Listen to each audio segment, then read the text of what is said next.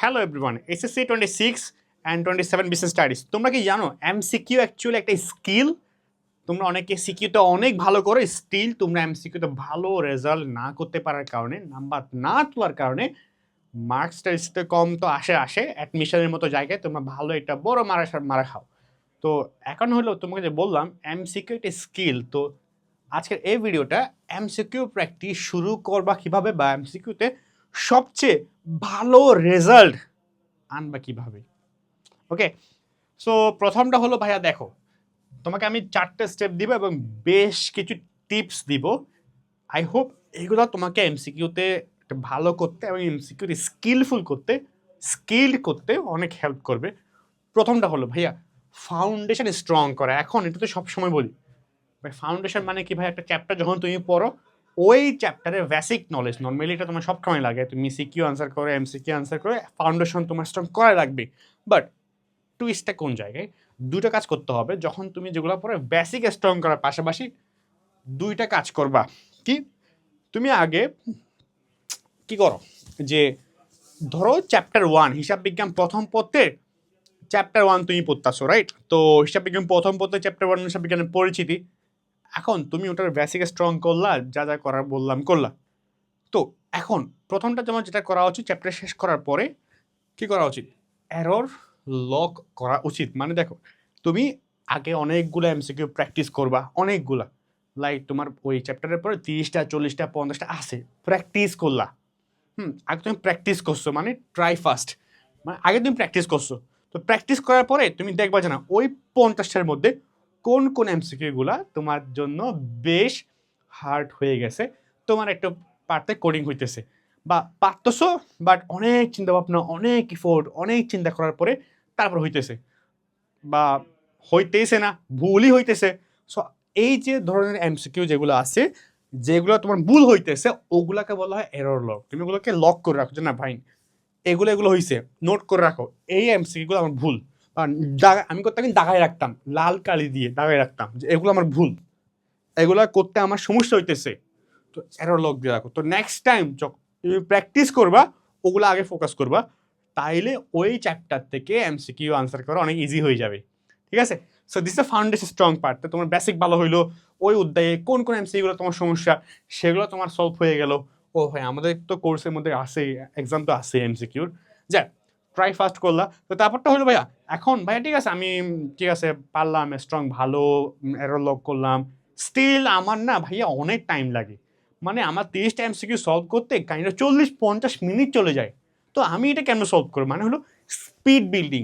এখন ভাই speed build করবা কিভাবে, কিভাবে পড়াশোনা করলে তোমার অ্যাকচুয়ালি জেনুইনলি তোমার স্পিডটা কি হবে, বাড়বে। বিল্ডিং 3টা স্টেপ। কয়টা?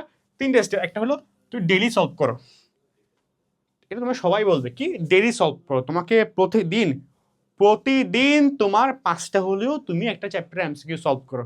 এটা হয় তোমার রুটিন। আমি তোমাকে বলবো না আজকে কাউন্টিং করো, এমন না। তোমার রুটিন অনুসারে তুমি যেই সাবজেক্ট যেদিন পড়বা, ওই সাবজেক্টের উপরে, ওই চ্যাপ্টারের উপরে তুমি এমসিকিউ সলভ করো।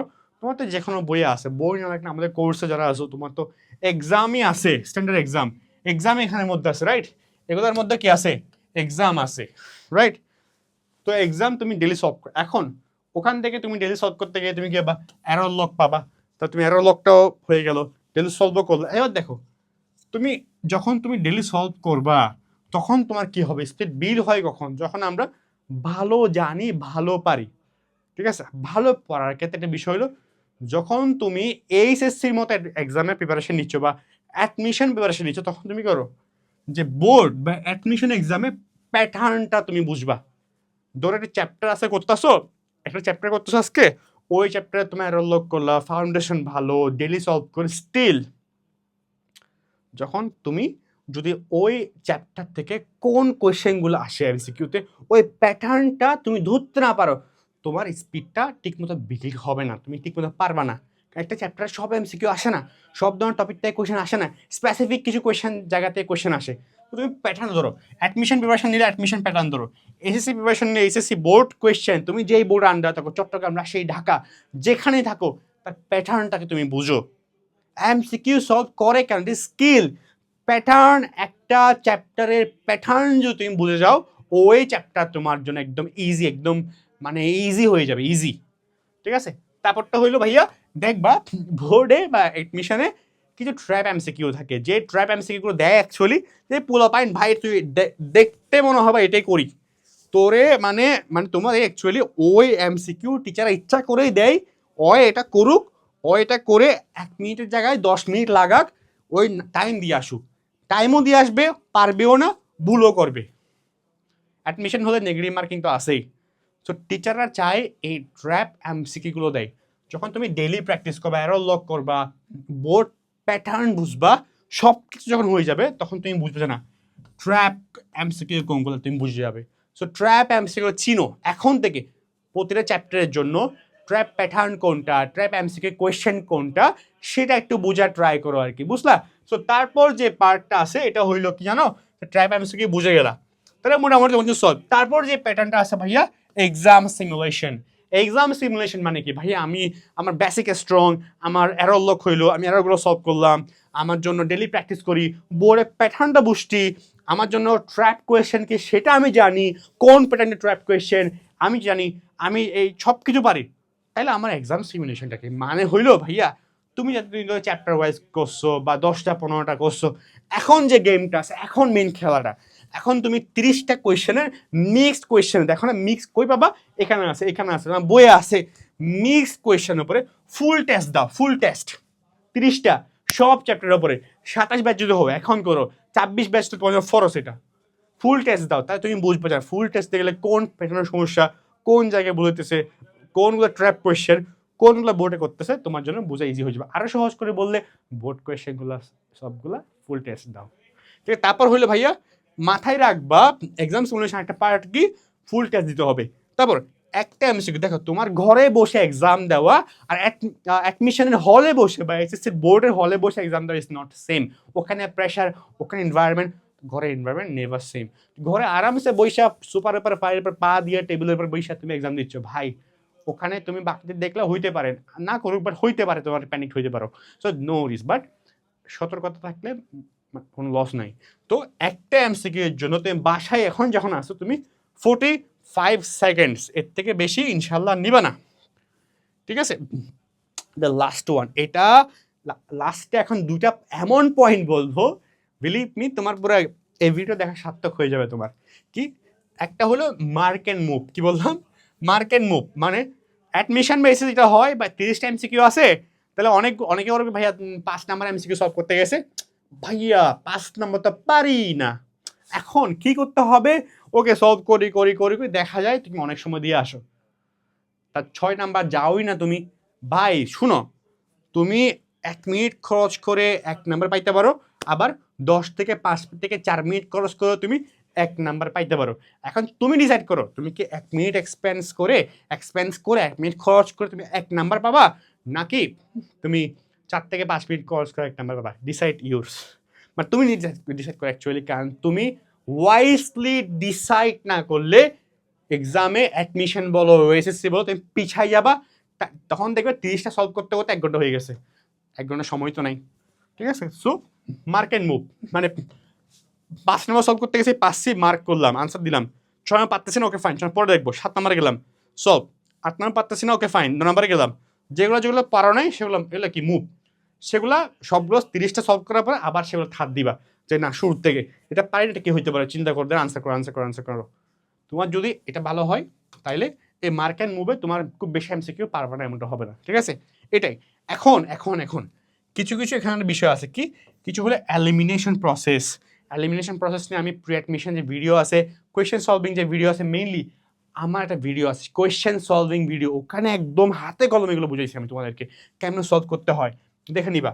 এখন এতটুকু পড়লে মোটামুটি তুমি বুঝবা যে না ঠিক আছে। এখন আর একটা পয়েন্ট বলি, শুধু আমরা যখন পড়াশোনা করি আমরা কি এসএসসির জন্য পড়াশোনা করি না, আমি বলবো তুমি যখন পড়াশোনা করতেছো ভালো মতোই করো, তুমি যখন পড়ার টেবিলে বসে 1-2 ঘন্টা দাও, 1-2 ঘন্টা যখন তুমি পড়তাছোই, যখন তুমি পড়তে বসছোই, তাহলে এমনভাবে পড়ো তোমার এই সময়টা প্রপারলি ইউজ হয়।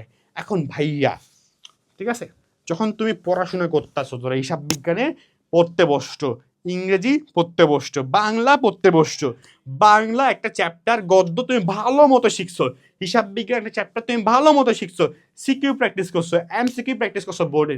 আচ্ছা ভাইয়া, তুমি তো আর 3 মাস পরে আর 1 বছর পরে অ্যাডমিশন এক্সামে বসবা, আর 2 বছরে অ্যাডমিশন এক্সামে বসবা, তখন তোমার তো অ্যাডমিশন কোয়েশ্চেন সলভ করতে হবে না।